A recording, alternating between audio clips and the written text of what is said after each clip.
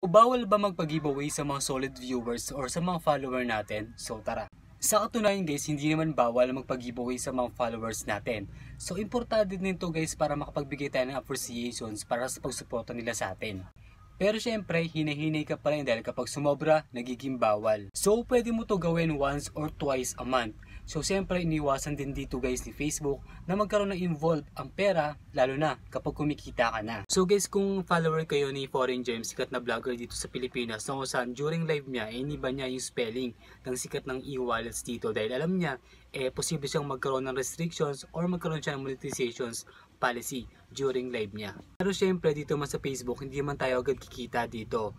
So mag-i-start tayo for back to zero talaga. Syempre makapag-giveaway lang tayo kapag kumikita na rin tayo dito sa Facebook. At the same time, kung meron kang budget, pwede kang gawin to.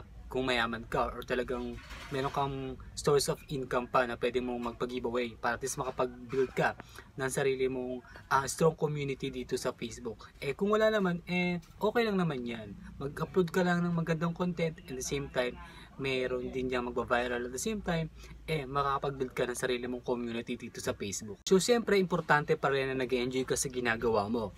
So, follow for more tips and updates. See you online.